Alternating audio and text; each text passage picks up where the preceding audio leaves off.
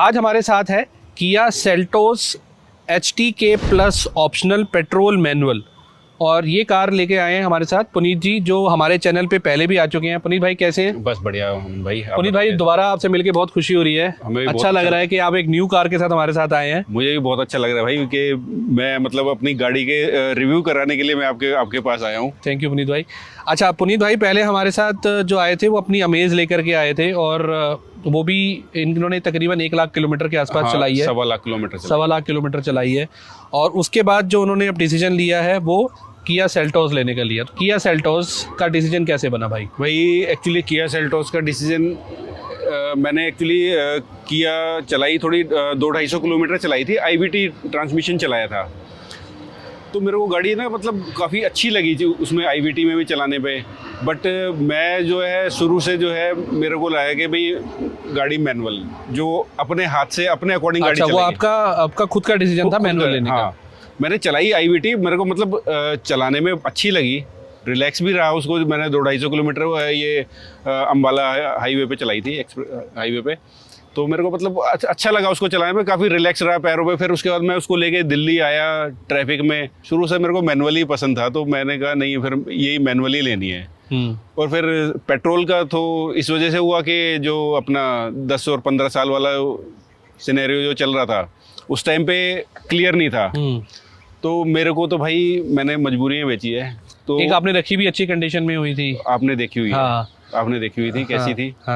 तो मतलब गाड़ी तो भाई नो डाउट मैं मतलब ऐसे रखता हूँ। मैं मेरी गाड़ी की सफाई भी करने के लिए ना मैंने कोई लड़का नहीं रखा हुआ है, मैं खुद करता हूँ। जबकि मेरे बेटे बड़े बड़े हैं, लेकिन फिर भी आप खुद करना ज़्यादा पसंद? मैं खुद करना पसंद करता हूँ। मैं उनको जो है ना मतलब मेरा बेटा सफाई मैं कर लूँगा, तुम कोई बात नहीं, घूमो फिरो, जो भी गंदगी करनी है करो, सफाई तो मैं करूँगा। होंडा से किया सेल्टोस पे आए, वो भी आपने अगेन मैनुअल ही ऑप्ट किया था। IVT या DCT जो इनका आता है, हाँ, वो लेने की बजाय आपने ये वाला वेरिएंट मैनुअल लेना पसंद किया। अच्छा, मैनुअल में भी आपने जो ये वेरिएंट लिया है ये HTK प्लस ऑप्शनल है, जो इनका NA में आता है, टर्बो में नहीं आता है। हाँ जी, टर्बो में नहीं। मेरे ख्याल से टर्बो ये सिर्फ DCT के साथ देते हैं। टर्बो सिर्फ DCT में आता है ना। अच्छा, होंडा आप पहले डीजल चला रहे थे जो टर्बो में आता है, और ये आपने अब पेट्रोल में लिए, वो अगेन आपने बताया कि एक मजबूरी है जिसकी वजह से पेट्रोल लेना पड़ रहा है। तो अब अगेन टर्बो से फिर NA में आना, नो डाउट इसका 1.5 लीटर NA है, अच्छी परफॉर्मेंस है, बट अगेन डीजल के सामने तो एक थोड़ा सा लगता ही है ना। मैं मतलब ना पूरी तरह से हैबिचुअल नहीं हुआ इसको चलाने में। मेरे को अभी इसमें ना इसको चलाता हूँ, ध्यान वहाँ रहता है, तो मेरे को अमेज याद आती है, ध्यान वहाँ रहता है।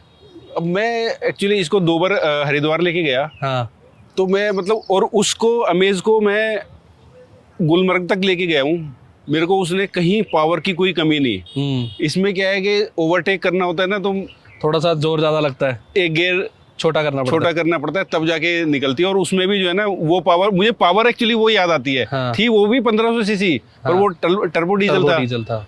अच्छा, इसके अब ऑन रोड प्राइसिंग वगैरह क्या रही है, पड़ी है आपको ये? एक्चुअली मेरे को ये पड़ी है 16,30,000 के अराउंड। 16,30,000 की? हाँ जी।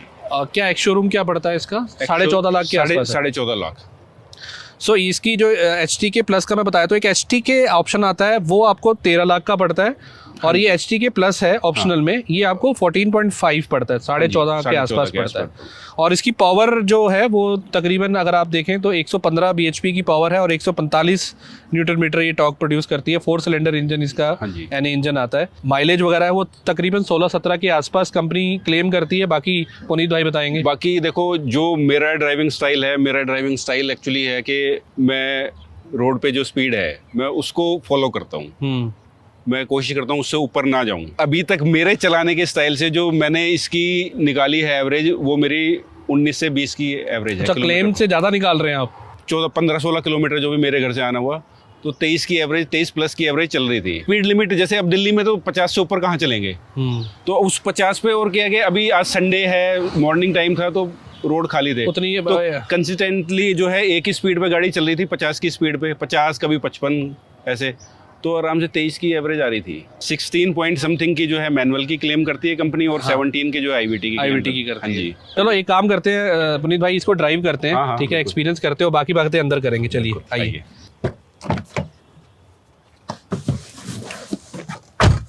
अच्छा, अब इंटीरियर की बात करें तो सेल्टोस के इंटीरियर बहुत ही प्रीमियम आपको इंटीरियर मिलता है। स्पेसिफिकली किया कि जितनी भी कार्स आप देखते हैं उसमें, चाहे मेरे ख्याल से पुनीत भाई इनका बेस वेरिएंट भी उठाओ, प्रीमियमनेस में तो कोई बहुत ज्यादा फर्क नहीं रहता है। इनका सबसे जो बेस वेरिएंट है उसमें सिर्फ आपको ये म्यूजिक सिस्टम नहीं मिलता। स्क्रीन यही मिलती है दोनों? हाँ, स्क्रीन यही है, सेम। अच्छा, और उससे जो है हम एक ऊपर जाते हैं तो फिर ये स्टार्ट हो जाता है उनका। वही मैं कह रहा हूँ कि चाहे आप इनका बेस वेरिएंट भी उठा लेना, आपको प्रीमियमनेस में कोई कमी नहीं दिखेगी। हर चीज़ बहुत अच्छी क्वालिटी की यूज़ की जाती है। आप चाहे इनके हार्ड प्लास्टिक देख लीजिए, चाहे सीट्स वगैरह देख लीजिए, इनफैक्ट डैशबोर्ड वगैरह। तो किया अपनी प्रीमियमनेस के लिए तो जानी जाती है, और हुंडई को टक्कर इसी रीजन से दे पा रही है बिकॉज उनकी प्रीमियमनेस हुंडई से थोड़ी बेटर है। हालांकि फिट एंड फिनिश की बात करें तो हुंडई जानी जाती है अपनी फिट एंड फिनिश के लिए, लेकिन किया ने बिल्कुल बराबर की टक्कर दी हुई है, इनफैक्ट एक स्टेप अहेड ही है, चाहे आप एक्सटीरियर में देख लीजिए चाहे आप इंटीरियर में देख लीजिए। बस एक मुझे शिकायत है जो मैं ड्यूरिंग द वीडियो बात करूंगा, उस पर बहुत बात करना जरूरी भी है। ड्राइव स्टार्ट करते हैं। पुनीत भाई, फर्स्ट टाइम बैठ रहे हो आप अपनी कार में पीछे? बिल्कुल भाई। सो मुझे एक बार सबसे पहले तो ये आप अपना एक्सपीरियंस शेयर करो। जनरली लोग सोनेट के बारे में ज्यादा बात करते हैं पीछे स्पेस की, सेल्टोस का स्पेस पीछे का कैसा है? भाई आज मैं पहली बार बैठ रहा हूँ ऐसे। हाँ, तो मतलब मेरे को काफी अच्छा, मतलब खुला लग रहा है। मेरे बड़ा बेटा जो है वो अब कॉलेज में है। ठीक है। तो उसने भी देखा तो उसको भी मतलब इसके फीचर वाइज और प्रीमियमनेस देख के जो है उसको जो है ये सेल्टोस का ही उसका भी डिसीजन था कि सेल्टोस लेनी चाहिए, सेल्टोस लेनी है। और कौन कौन सी कार्स जो है वो आपने कंसिडर करी थी ये लेने के टाइम पे? भाई देखो, मेरा एक्चुअली तो जो मन था वो स्कॉर्पियो एन का था, बट वही है कि वो डीजल पेट्रोल वाला चक्कर आ रहा था। पेट्रोल में उसकी माइलेज नहीं आ रही थी। तो बट मेरे को ये था कि चलो यार, जैसे लोग बता रहे हैं कि भाई 7-8 की माइलेज दे रही है, मैंने कहा चलो यार थोड़ा सा, एक होता है ना कि भाई मेरा क्या स्टाइल है ड्राइविंग, तो मैं शायद निकाल लोगे 10-12 मैं निकाल लूंगा। हाँ। बट वही था कि मैंने कहा यार 10-12 भी जो है ना, मतलब मैं अमेज जो कि मैं मतलब 24-25 उसको, तो भाई मैं अमेज को तो मैं, आप भी कहोगे कि यार लेके चल रहा है, मतलब आया है किया में बैठ के और बातें तो अमेज की आज भी कर रहा है। लोग सुन के यकीन नहीं करेंगे कि मैंने उसे 34-35 तक की एवरेज निकाली हुई थी। 34-35 जो कि सीएनजी गाड़ियां नहीं देती। मैंने मतलब भाई मैं मान सकता हूँ, अगर आप मुझे सेल्टोस का 22-23 बोल रहे हो ना, हाँ। तो मैं फिर उसकी 34-35 भी मान सकता हूँ। मैं ये चीज जो है ना, मतलब कोई कहे ना कि भाई ऐसे फालतू फेंक रहा है, चैलेंज करता हूँ मैं कि भाई आप मेरे साथ बैठ के चलो, बट ड्राइविंग स्टाइल जो मेरा है वो मेरा है, वो उस तरह से होना चाहिए, उस तरह से होना चाहिए।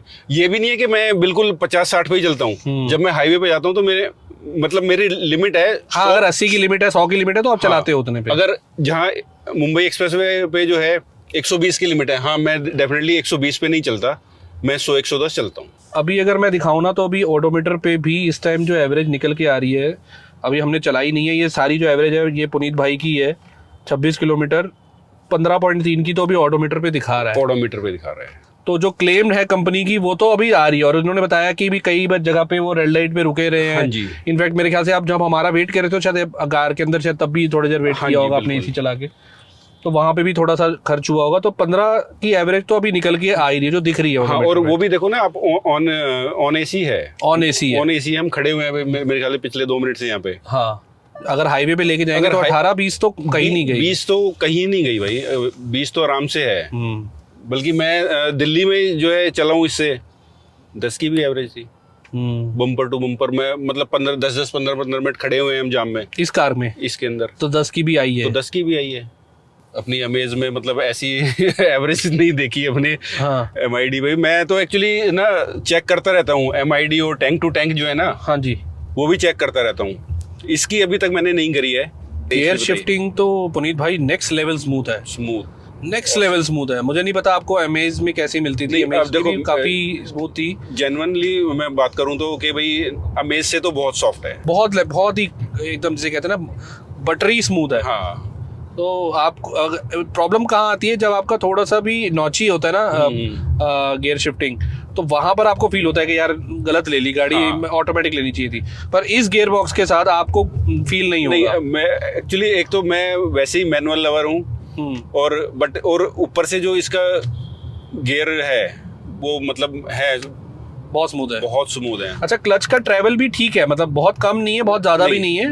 क्लच का ट्रैवल भी बिल्कुल ठीक है, और वो भी स्मूथ है, बहुत हार्ड नहीं है क्लच भी। अच्छा, आगे जब आप इस सीट पे, इसमें मैनुअल आपको हाइट एडजस्टमेंट मिलती है ड्राइवर साइड पे, बिकॉज अगेन ये एक तरह से मिड वेरिएंट हम इसको बोल सकते हैं पुनीत भाई। हाँ जी बिल्कुल। तो इसमें आपको वो इलेक्ट्रिक नहीं मिलता है सीट पे एडजस्टमेंट, बट अभी मेरे ख्याल से आपने सबसे मैक्सिमम पे रखी हुई है हाइट इस टाइम पे। नहीं, मैक्सिमम पे नहीं है। मैक्सिमम पे नहीं है, नहीं। बट अगर मैक्सिमम पे नहीं है तो भी मेरे हिसाब से ये इसके ऊपर नहीं जाएगा मेरे भाई, नहीं जाएगा है? नहीं है, देखो नहीं है, और है स्पेस अभी है ना, ये मैक्सिमम है। हाँ। अभी राइट नाउ जो मैं जिस हाइट पे बैठा हूँ, और ये मुझे थोड़ा सा ज़्यादा लग रही है, तो पहले वाली ज़्यादा बेटर थी जो आपने की हुई थी। हाँ, ये ठीक है।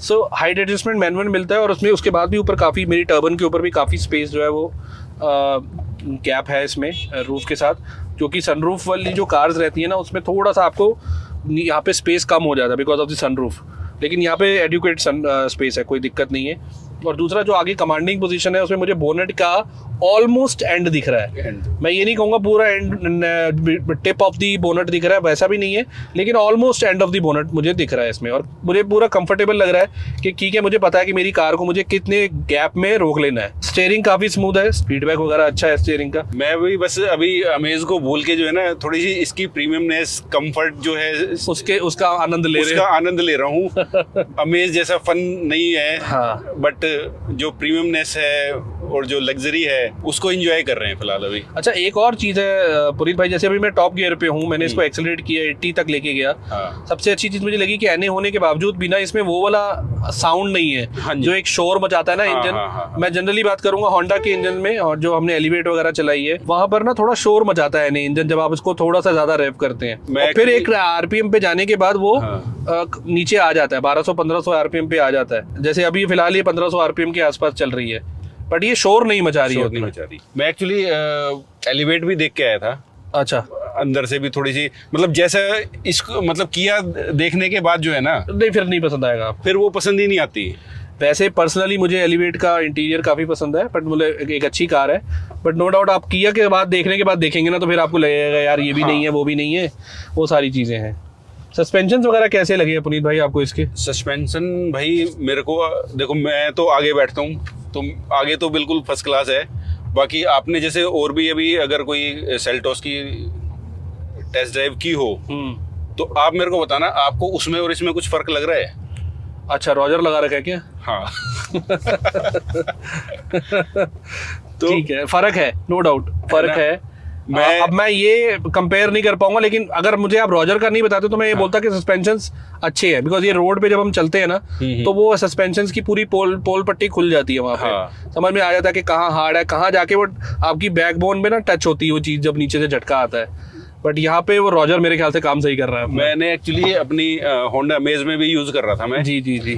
तो मेरे को तो नो डाउट, मैं तो अब ये है कि गाड़ी कोई भी लेनी है, रॉजर लगाने पहले तो वो लगाने हैं। तो वो अच्छा, मैं भी खैर अपनी नेक्सॉन में जब से मैंने ली है, मैं रॉजर यूज़ कर रहा हूँ। नो डाउट सस्पेंशंस पे आपको एक फ़र्क आता है, बेटर हो जाते हैं, बट वारंटी वगैरह पे तो कोई इशू नहीं रहता। नहीं, कोई इशू नहीं है। नहीं, सस्पेंशन तो इसके अभी पीछे आपको कैसा फील आ रहा है? मेरे को अभी अच्छा लग रहा है, मतलब मेरे को ऐसे कुछ मतलब ज़्यादा झटके फील नहीं हो रहे, कुछ नहीं। अभी हम लोग, अगर मैं आपको अगर गाड़ी रोक के दिखाऊं तो हम ठीक ठाक खराब रोड से निकले हैं पीछे। हाँ, नहीं वो ठीक है, तो उस तरह का कोई फील नहीं आया। नहीं, बिल्कुल। फैमिली का क्या फीडबैक है कार को लेके, जब आप उनका जो ट्रांजिशन है फ्रॉम अमेज टू सेल्टोस, आपका तो ड्राइविंग से रिलेटेड हो गया, हाँ, उनका जो फीडबैक है वो आएगा कंफर्ट के ऊपर, बिल्कुल उनका आएगा स्पेशियस प्रॉपर है कि नहीं है, तो बाकी फैमिली का क्या फीडबैक है? मेरे फादर एक्चुअली थोड़े से ज़्यादा इन सब चीज़ों पे ध्यान देते हैं। अच्छा। मतलब वाइफ है, मदर है, तो उन लोगों को तो मतलब इतना ज़्यादा वो नहीं है, मतलब हाँ, पर उनको ये लगता है कि हाँ नहीं, कंफर्टेबल है बैठने में गाड़ी पीछे से। अच्छा। बट फादर जो है उन सब चीज़ों पे ध्यान देते हैं कि हाँ भाई कितना स्पेस है, कैसी चल रही है, कितनी साउंड कर रही है, जो सस्पेंशन है वो कैसा बिहेव कर रहे हैं। तो उन्हीं का फीडबैक बताइए, अब हाँ, तक उनका फीडबैक तो कैसा मतलब है? उनका ही मैं बताना चाह रहा हूँ कि भाई वो इन सब चीज़ों पे ज़्यादा ध्यान देते हैं, तो वो मतलब उनका पॉजिटिव फीडबैक है इन सब चीज़ों के ऊपर। मतलब वो खुश हैं, वो गाड़ी खुश से? हैं कि भाई हमारा बूट स्पेस मतलब बहुत अच्छा है। मेरे ख्याल से 450 लीटर के आसपास 450 litre. 450 is more than enough, मतलब एक अच्छा बूट स्पेस है। कभी अभी तक तो खैर इसको ट्रिप पे आप नहीं लेके गए होंगे, जो लगेज वगैरह रखने की जरूरत इतनी नहीं पड़ी होगी। नहीं, इतना ज़्यादा तो नहीं। मैं एक्चुअली बस 2 ट्रिप मेरे हरिद्वार के ही लगे हैं, तो वो तो अपना नॉर्मल। अच्छा, इसमें ये आपका रियर कैमरा आता है हाँ जी। और डायनेमिक लाइंस के साथ आता है। फ्रंट और बैक में दोनों में आपको चार पार्किंग सेंसर मिलते हैं। यहाँ पे आपको स्पेस मिलता हाँ, है। स्पेस ठीक है यार, ठीक ठाक स्पेस है। हालांकि इसमें आपको वायरलेस चार्जिंग का ऑप्शन नहीं आता है इस वेरिएंट में, बट आपको ऑटो एसी मिल जाता है और स्क्रीन आप साइज देख सकते हैं, क्रूज कंट्रोल वगैरह सब कुछ मिलता है इसमें। यहाँ पे भी हार्ड बटन्स आपको मिलते हैं, कुछ भी बहुत ज़्यादा आपको फैंसी टच में नहीं रखा गया है। मैं हमेशा प्रेफर करता हूँ कि बटन्स रहे, तो ये सॉफ्ट टच आपको मिलता है। ये हार्ड प्लास्टिक है, हार्ड प्लास्टिक भी ठीक है। टिल्ट मिलता है, वो नहीं मिलता है ना? नहीं, हाइड्रोलिक नहीं, टेलीस्कोपिक नहीं मिलता है। ब्रेक आपको यहाँ पर मैनुअल मिलती है। ये आपका 6 speed front sensors, on parking sensors है बेसिकली, ऑन ऑफ कर सकते हैं। तो आप उसको मैनुअली यहाँ से बंद कर सकते हैं। 2 कप होल्डर मिलते हैं। ये की पे कवर लगा रखा है भाई ने, ये तो बड़ा फैंसी सा कवर है, बढ़िया सा। ठीक है, कीज दोनों आपकी वो आती हैं, डिजिटल आती हैं। सेम। ये आपको कुछ स्पेस यहाँ मिलता है। ये स्लाइडिंग नहीं है। ये सीट्स कुछ इस तरह की आपको फैब्रिक में मिलती हैं इसमें, और फैब्रिक में हमेशा सही रहती है यार, मतलब ये कलर वगैरह भी सही है, जल्दी गंदा नहीं होगा। बाकी आप ऊपर लगवाना चाहें तो अभी तो लगवा सकते मेरा हैं। एक्चुअली मूड भी नहीं है कि इस पे मैं सीट कवर वगैरह यही सही है, फैब्रिक में ही सही है। जी। बाकी आपको पैनोरामिक सनरूफ मिलती है। भाई पैनोरामिक सनरूफ का कोई रोल था इस कार को डिसीजन लेने में? नहीं, मेरे को तो एक्चुअली लेनी नहीं थी। ये तो इस वेरिएंट में आ गया तो वो आ गया, मतलब बेस से ऊपर जो है ये सब में दे रखी है। पैनोरामिक दे रहे हैं सब में आई थिंक नहीं, छोटा वाला होगा। उसके ऊपर नॉर्मल वाला सनरूफ आता है। ये इस वेरिएंट से पैनोरामिक आता है। नहीं, इससे नीचे वाले में भी पैनोरामिक आता है। हाँ। अच्छा, आयरवीएम आपको यहाँ मैनुअल मिलता है। अब जो एक चीज जिसपे मुझे शिकायत है उसके बाहर जाके बात करते हैं। पुनीत भाई, एक चीज बताओ, किया की जो भी कार्स इंडिया में बिकती हैं वो 3 स्टार रेटिंग के साथ आती हैं। यही अगर किया की कार्स जो है, अगर ग्लोबल एनकैप में या एशियन एनकैप में वगैरह में देखें, या बाहर जो कार्स बिकती हैं वो 5 स्टार रेटिंग के साथ आती है। यही सेम चीज़ हुंडई के साथ भी है। तो क्या इंडियन जो कंज्यूमर है उसकी लाइफ उतनी इंपॉर्टेंट नहीं है कि वो भी 5 स्टार रेटिंग कार उनको मिलनी चाहिए? आपका क्या कहना है इसमें? भाई बिल्कुल मिलनी चाहिए, बिल्कुल मिलनी चाहिए। अगर आप ग्लोबल एनकैप में जो आपकी गाड़ियां हैं जो बाहर आप बेच रहे हो, तो उनमें अगर 5 स्टार देते हो तो क्या इंडिया में क्यों नहीं दे सकते आप? मतलब आप कैपेबल हो देने के लिए, हाँ, बट आप हाँ। जो है मतलब इंडियंस की लाइफ को लाइफ नहीं समझ रहे। भाई वही चीज़ है कि आप वही सेम कार्स, या तो हो कि आप 5 स्टार रेटिंग कार्स बना नहीं पा रहे हैं, हाँ। तो वो ओवर द ग्लोब जो है अराउंड द वर्ल्ड सेम ही है। बिल्कुल। तो लेकिन वहाँ पर जो डिस्क्रिमिनेशन हो रहा है वो ये हो रहा है कि बाहर जहाँ नॉर्म्स टाइट है, आपको पता है आपकी गाड़ी वहाँ बिकेगी ही नहीं 5 स्टार से नीचे। यूरोपियन एनकैप अगर आप देखें तो वहाँ तो 3 स्टार पे तो मतलब ही नहीं ना गाड़ी रोड पे उतार सकें वो लोग। यहाँ पे अगर आप अमेरिकन में देखें तो वहाँ पे तो गाड़ी आप उतार ही नहीं सकते, वहाँ पर आपकी 5 स्टार कार्स जा रही हैं। इंडिया में चल जाता है तो इंडिया में 3 स्टार आप दे रहे हैं एक्चुअली, और कोई क्वेश्चन भी नहीं कर रहा है उसके ऊपर। हाँ। अब क्रेटा की अगर हम बात करें तो क्रेटा ऑन एन एवरेज 10 से 12 हज़ार गाड़ी हर महीने निकलती है। अभी पीछे एक लैंडमार्क क्रॉस किया जिसमें 10 लाख क्रेटा बिकी हैं over the span of 10 years. तो आज भी बिक रही है। कंज्यूमर क्वेश्चन कर नहीं रहा है, ब्रांड उसको एड्रेस नहीं कर रहा है। ब्रांड कह रहा है मेरी गाड़ी बिक रही है, मैं क्यों एक्स्ट्रा लोहा लगा के दूं? मतलब आप अगर सेल्टोस से उसको कंपेयर करो, मतलब डबल से ज़्यादा क्रेटा जो है वो सेल कर रहे हैं। बिल्कुल। तो मेरा सिर्फ कंसर्न ये है कि आप कैपेबिलिटी रखते हैं, आपकी ब्रांड वैल्यू है मार्केट में, और इतने कम टाइम में इंडिया में किया ने अपना एक अच्छा नाम बना लिया है। मतलब आज भी आप देखें तो लोग जिनको प्रीमियमनेस चाहिए कार के लिए तो वो कहते हैं कि भाई हुंडई के ऊपर ही इसको हाँ, प्रेफर करते हैं। अब आप देखो ना, मतलब चाहे वो सेल्टोस है, चाहे वो सोनेट है, नो डाउट कि भाई सब जो है सेल अच्छी है, सेल है, ठीक ठाक सेल है, हाँ। और बहुत अच्छी सेल हो रही है। अब फिर भी मतलब आप मतलब इस तरह की जो सेफ्टी रेटिंग्स की तरफ ध्यान ही अगर कंपनी नहीं देगी तो फिर तो ऐसे तो फिर ज़्यादा दिन तो फिर सरवाइव करना मुश्किल है। नहीं, वही है कि इंडियन कंज्यूमर ने आपको बहुत अच्छा वो दिया है, रिस्पांस दिया है, तो आपको भी आपका फर्ज बनता है कि आगे से उस चीज़ का, हमारा काम है क्वेश्चन रेज करना, हमने क्वेश्चन रेज किया। मेन काम कंज्यूमर्स का है, कंज्यूमर को भी ये चीज़ें रेज करनी चाहिए। अच्छा, अब अगेन बहुत सारी छोटी छोटी चीज़ें हैं इसमें। आपको वाइपर भी मिल रहा है, डिफॉगर भी मिल रहा है, shark fin antenna, stop lamp, बाकी आपको रूफ रेल्स वगैरह भी दी गई हैं, हालांकि वो वर्किंग नहीं है। ऑटो फोल्डेबल ORVMs वगैरह वो आपको सब चीज़ें मिलती हैं। तो देखिए चीज़ें आपको अच्छा 17 इंचेस के व्हील है with alloy wheels With alloys। Again. अब इसमें फिर रह क्या गया पुनीत भाई जो टॉप वेरिएंट में दे रहे हैं वो, मतलब इसके ऊपर के वेरिएंट्स में दे रहे इससे हैं? ऊपर के वेरिएंट में वो डायमंड कट अलॉयज हैं, हाँ और वो शायद 17 से 18 इंच का टायर है, अच्छा। प्रोफाइल है उसके अंदर। ठीक है, चारों डिस्क ब्रेक है। चारों डिस्क ब्रेक्स आ रही हैं। हाँ जी। अब ये देखो, ये एक अच्छी चीज़ है कि ये तो अप्लॉज करने वाली बात है कि उनकी कि भाई हाँ। चारों डिस्क ब्रेक्स वो दे रहे हैं।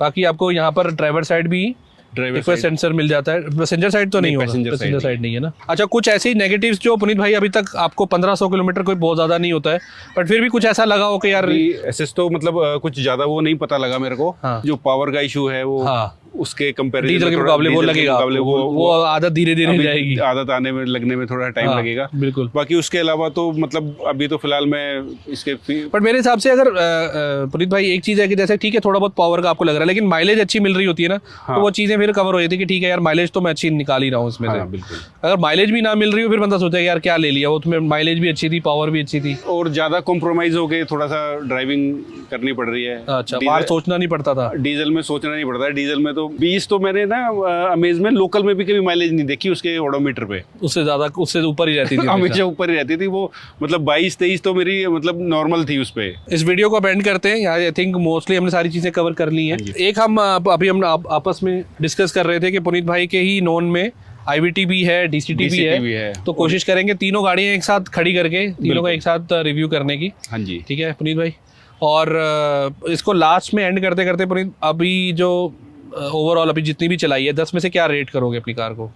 मैं भाई अभी तक तो मेरे हिसाब से 10 आउट ऑफ 10 ही है।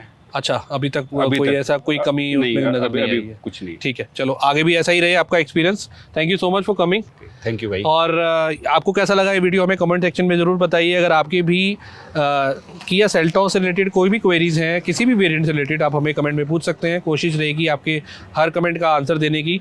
ये वेरिएंट जो है, अगेन मैं एक बार बता देता हूँ, HTK प्लस ऑप्शनल वेरिएंट है पेट्रोल मैनुअल में, जो पुनीत भाई को पड़ी है तकरीबन 16,30,000 की ऑन रोड में। तो इस वीडियो को यहाँ एंड करते हैं। कैसा लगा हमें वीडियो ज़रूर बताइए, चैनल को सब्सक्राइब कीजिए। मिलते हैं किसी और वीडियो में, तब तक के लिए goodbye and take care.